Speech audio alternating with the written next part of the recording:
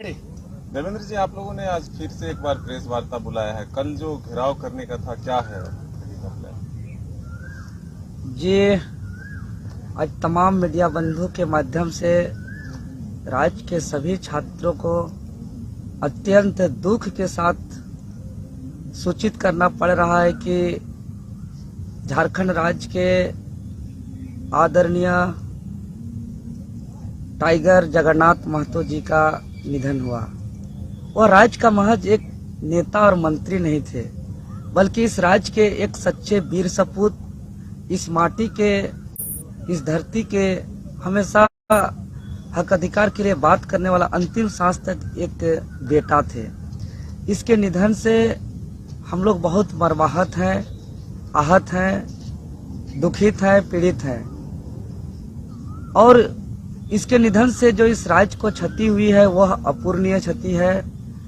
शायद इसका भरपाई आने वाले दिनों में बहुत मुश्किल है। इसीलिए जो हमारा झारखंडी हित में खतियान आधारित नियोजन नीति की जो मांग है, यह हमारी मांगों को हमेशा से प्रमुखता से अंतिम सांस तक जोर शोर से उठाए हैं। और जो 1932 का खतियान था, जो कैबिनेट में पारित करके राज्यपाल महोदय तक भेजना था, वो सोची कि उसका शरीर अस्वस्थ होने के बावजूद भी एक अहम योगदान दिए थे, बहुत खुश हुए थे। मतलब हमारे मुद्दा के साथ हमेशा अंतिम सांस तक रहे। इसीलिए उनके सम्मान में शोक व्यक्त करते हुए, विनम्र श्रद्धांजलि देते हुए हम लोग का जो 8 अप्रैल, 9 अप्रैल और 10 अप्रैल का 3 दिवसीय कार्यक्रम था, उसको स्थगित करते हैं सर्वसम्मति से। चूंकि संथाल परगना के नेतृत्वकर्ता से बात हुई, कोल्हान के नेतृत्वकर्ता से बात हुई, बोकारो, धनबाद, रामगढ़, पलामू, रांची, सभी के नेतृत्वकर्ता का सर्वसम्मति से यही कहना है कि जगन्नाथ महतो महज एक नेता, विधायक और मंत्री नहीं, बल्कि हमारी इस माटी का सच्चा वीर सपूत थे। इसीलिए आज उनका जो एक सपना था खतियान आधारित स्थानीय नीति, नियोजन नीति, जो हम लोग प्रमुखता से सड़क पे लड़ रहे हैं, उनका भी सच्ची श्रद्धांजलि तभी होगी जब हम लोग इस आंदोलन को और आगे पुनः घोषणा करके करेंगे। तो हम लोग पुनः घोषणा करते हुए आज ऐलान करते हैं मीडिया के माध्यम से कि आगामी 17 अप्रैल को हम लोग मुख्यमंत्री का घेराव करेंगे और 18 अप्रैल को पूरे राज्य के जिला मुख्यालय में मशाल जुलूस होगा और 19 अप्रैल को संपूर्ण झारखंड बंद रहेगा। तो पुनः फिर हम लोग छात्र एकजुट होकर इस आंदोलन को आगे स्थगित करके करेंगे और आगे का कार्यक्रम को हमारे आदरणीय मनोज भैया संबोधन करेंगे।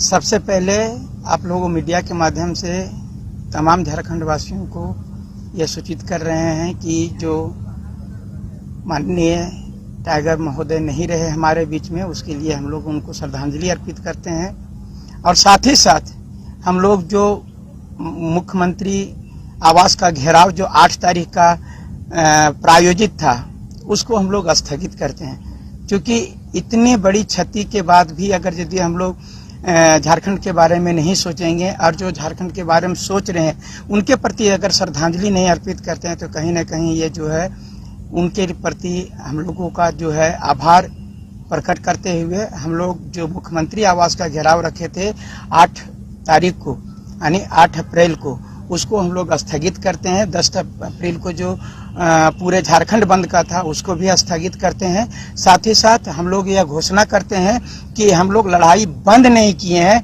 बल्कि हम लोग स्थगित किए हैं। हम लोग जो है आगामी 17 अप्रैल को जो है सो माननीय मुख्यमंत्री महोदय के आवास का घेराव किया जाएगा और 18 तारीख को जो है सो पूरे जिला मुख्यालय में मशाल जुलूस होगा और 19 तारीख को जो है सो पूरे झारखंड बंद किया जाएगा। अभी हम लोग के पास में बहुत ज़्यादा मर्माहत हैं, क्योंकि हम लोगों के बीच जो गार्जियन थे वो सिर्फ मंत्री नहीं थे बल्कि हम लोगों तमाम छात्रों के गार्जियन थे। उनके प्रति श्रद्धांजलि व्यक्त करते हुए हम लोग अभी मुख्यमंत्री आवास घेराव और झारखंड बंद का ऐलान जो हुआ था डेट, उसको हम लोग स्थगित करते हैं और इसकी आगे जो है बार बार आप लोगों को सूचना देते रहेंगे। और जहां तक मैंने कहा है कि 17, 18, 19 लगातार 3 दिवसीय जो होगा, सो 17 को माननीय मुख्यमंत्री आवास का घेराव और 18 को जो है सो मशाल जुलूस पूरे जिला मुख्यालय में और 19 को जो है सो पूरा झारखंड बंद किया जाएगा। अभी 8 और 10 तारीख के मुख्यमंत्री आवास घेराव और झारखंड बंद को स्थगित किया जाता है। मनोज जी, देवेंद्र जी दोनों से संयुक्त सवाल है। जगन्नाथ दा 1932 के सबसे बड़े समर्थक थे। वो कहते थे कि सिर्फ 1932 ही लागू होगा। सरकार में भी एक अकेला मंत्री थे जो लगातार आवाज उठा रहे थे। क्या लगता है कि उनके चले जाने से अब वो सपना कहीं कमजोर सा पड़ जाएगा? नहीं, ये उनका सपना और मजबूत होगा, क्योंकि अब जो आदरणीय हमारे वीर माटी पुत्र जगन्नाथ महतो का जो सपना था, वो अब हमारे दिलों में, हमारे रगों में और ज्यादा ऊर्जा भरने का काम कर रहा है। और हम लोग आज आदरणीय मुख्यमंत्री महोदय को भी विनम्र निवेदन करेंगे, क्योंकि उनके सम्मान पे 2 दिन का राजकीय शोक का आह्वान किए हैं और पूरे राज्य के तमाम सरकारी दफ्तर बंद है 2 दिन। तो इनका सच्ची श्रद्धांजलि तभी होगी जो जिसका सबसे बड़े समर्थक और सबसे बड़े चाहता थे 1932 के आधारित खतियान का आधारित स्थानीय नीति और नियोजन नीति। तो उनका आत्मा को तभी शांति मिलेगी, उसे सच्ची श्रद्धांजलि तभी मिलेगी जब उसके मांगों को पूरा किया जाएगा। और एक बात है कि हम लोग का जो कार्यक्रम था, हम लोग का निर्धारित था कि कल यानी 6 अप्रैल को हम लोग सूचना भी देने वाले थे प्रशासन को 8, 9 और 10 तारीख का।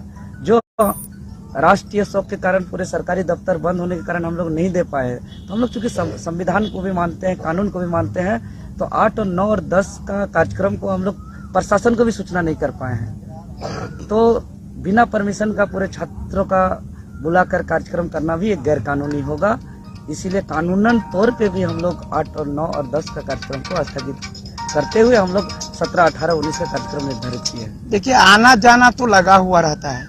आप जो जैसा प्रश्न किए कि ऐसी बात नहीं कि चंद्रशेखर आजाद हमारे वह शहीद हो गए या तो भगत सिंह शहीद हो गए तो हम लोग आज़ादी का जो है सपना छोड़ दिए। हमारे टाइगर जी नहीं है, लेकिन उनके दिया हुआ जो मैसेज है हम लोगों के पास में, अब तो हम लोगों के पास में जिम्मेदारी और बढ़ गई है। उनके सपनों को साकार करने की जिम्मेदारी अब हम नौजवानों के कंधों पर है। इसलिए हम लोग जो है उनको श्रद्धांजलि अर्पित करते हुए वो जो सपना देखे थे, हम लोग उस सपने को साकार करेंगे और 1932 के खतियान को लागू करवाएंगे।